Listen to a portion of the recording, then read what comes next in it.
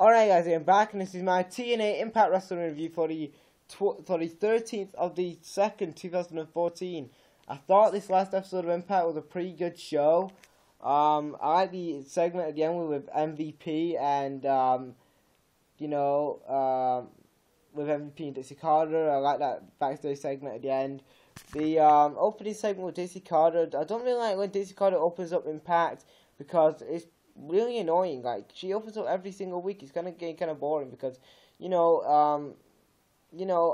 single week we're getting, Dixie Carter opening up every single episode of Impact. It's getting kind of boring. If you're gonna open up Impact with somebody different, like, I don't know, Storm or somebody, or Bobby Roode, or somebody different than just, or maybe with a match, or maybe with an X Division match, or something different than just, Dixie Carter all the time. That's pretty annoying. But anyway, Dixie Carter comes out. She says that she's got the world champion. Then Magnus says that he puts down the fans. Then he says that he's not a paper champion. He gets some pretty good heel here though, which is pretty good. Then EC3 says that he ended Angle's career. Then MVP comes out. MVP comes out. He says that at Lockdown it's going to be Magnus versus Joe. Then Gunner says next week he's going to cash in and win the title. Then MVP puts EC3 and MVP puts EC3 and Gunner in the match for the cases. So yeah, for the briefcases. So first match is a ladder match. It's EC3 versus Gunner.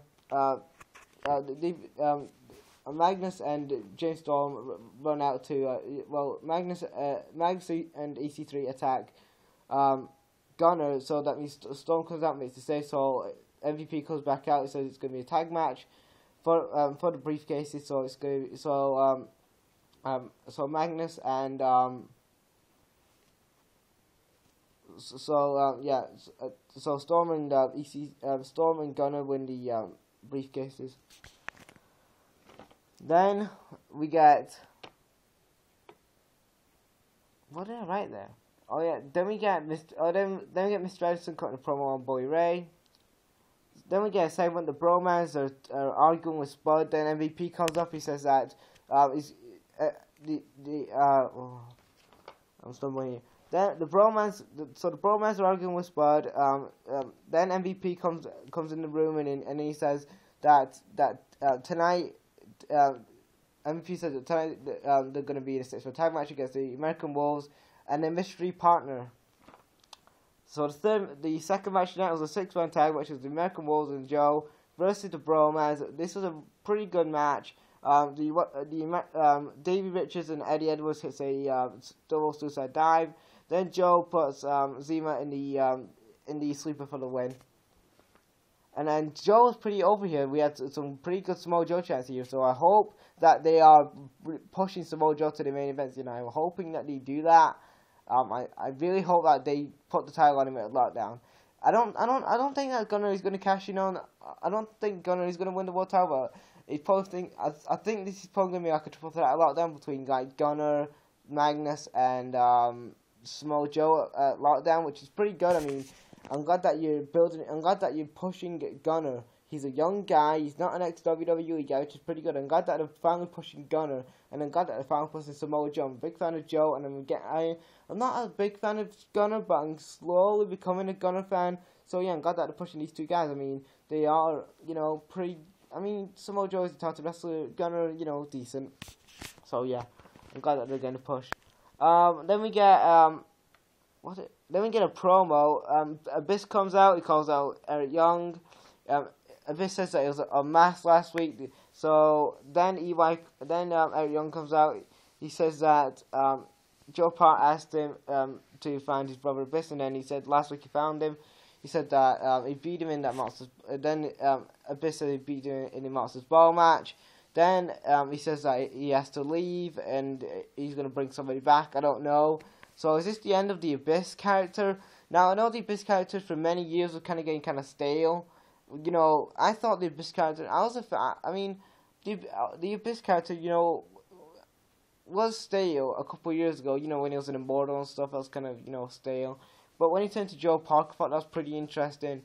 But yeah, like I said, this whole Joe Parker Biss storyline, and I'm glad that this is ending. I'm glad it's finished now. I'm glad that I hope that Eric Young goes into the X division and has maybe a few Chris Sabin or Austin Aries for the title or something, because Eric Young is super over in the Impact Zone or wherever he goes, because he got a good crowd reaction on his last episode of Impact, and the couple weeks ago, for a long time in the Impact Zone, he's been super over. Now I hope that TNA do push this guy, do push Eric Young to a X Division or to an X Division title shot, because he is pretty over. Then the third match tonight is MVP versus Spud. This was a squash match. MVP hits Balling and a high knee for the win. Then we get Bobby Roode looking for Dixie. Then we have this Willow of the Wind promo. It was pretty good. It reminded me of the Bray Wyatt promo, but that Bray Wyatt debut promo was a bit better. But yeah, people say it's Jeff Hardy. If it's Jeff Hardy coming back as a new gimmick, as a new character, if it's Jeff Hardy, I'm okay. I mean, if it's Jeff Hardy, whatever. I don't really care about Jeff Hardy too much. But like I said, I heard that Jeff Hardy, had this character back when he was in the Indies. I don't know, because I don't know if that's what people said, that he had this character in the Indies. But like I said, I don't know where this character will go. It's kind of like a creepy character, which is bizarre, because Jeff Hardy is supposed to be, I don't know. Anyway, and then Bobby Roode talks to Dixie. Bobby says that Dixie owes him a title shot. She says she doesn't owe him nothing because he lost to Joe last week. Then Dixie Carter tells the security guards to take away Bobby. So it kind of looks like Bobby Roode's turning face. I mean, he wants to. It kind of looks like Bobby Roode's going to turn face. I think probably lockdown. I think Bobby Roode should turn face. I think I don't know. I think Bobby's going to turn face and be on Team MVP at Lockdown. Because of Dixie Carter didn't give him a world title shot, and he's supposed to say, hey, screw you, I'm going with MVP, and he's going to give me a world title shot and stuff like that. So I'm going to say, I think Bobby Roode is going to turn face. The fourth match tonight was Sabin versus Velvet. This was a waste of time. I didn't care about this match at all. This was total crap. This match I didn't care about. This Chris Sabin Velvet Sky match was total crap. We could have had an X Division match. We could have had a segment for the X Division. Something. We could have even put the X Division. We could have even put Austin Aries on TV. He's the X Division champion, and he's not on TV. What the fuck is up with that? And you had this Velvet Sky Chris Sabin fucking crappy crap. Who gives a shit? Only good thing about this was this new knockout debuting and attacking Velvet Sky. So TNA signed a new knockout, which is pretty good. And then Sabin gets lowballed by Velvet before that. Then Sabin gets the win, whatever. Fifth match tonight was a casket match. Bully Ray versus Mr. Anderson. This was the best match on the show. I really enjoyed this match. Mr. Anderson, Bully Ray puts Anderson in the through a table. Then Anderson gets busted up, and then they hit each other with chair shots.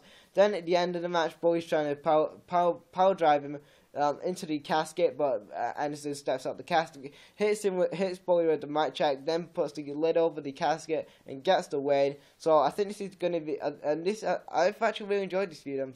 I've really enjoyed this film. I've enjoyed this Anderson Bully Ray feud. These two guys have really, these last couple of months on Impact, been the stars of the show sometimes with the good matches they've had, the good segments they've had. So yeah, I don't know who Bully and Anderson are going to feud with next, but yeah, I thought that was a pretty good feud. Then we get a segment backstage. Dixie Carter says that Dixie Carter offers MVP a wrestling contract so he can wrestle more often, to get him out this investor role thing. Then MVP says that at Lockdown it's going to be Team Dixie versus Team MVP. The winner gets control of TNA. I see Team MVP going over. I mean, it won't make sense to have MVP lose at MVP's team lose at Lockdown because MVP just recently come into the company and stuff like that as well. I would like to see like a different change in management for TNA. I think that'll be a lot better because take Dixie Carter out just get rid of Dixie Carter. Take Dixie Carter out of freaking TNA and give it to freaking MVP, a guy who knows what he's doing, a guy who's been in the wrestling business and knows what he's doing in the ring.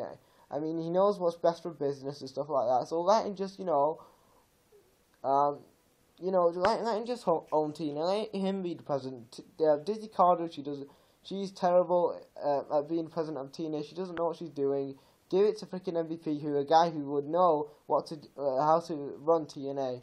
So yeah, that's it for this video. So that's my TNA Impact Wrestling review for the 13th of the 12th of the 2nd, 2014. What did you guys think about the show? Leave your thoughts in the comments, and thanks for watching, guys. Brag out.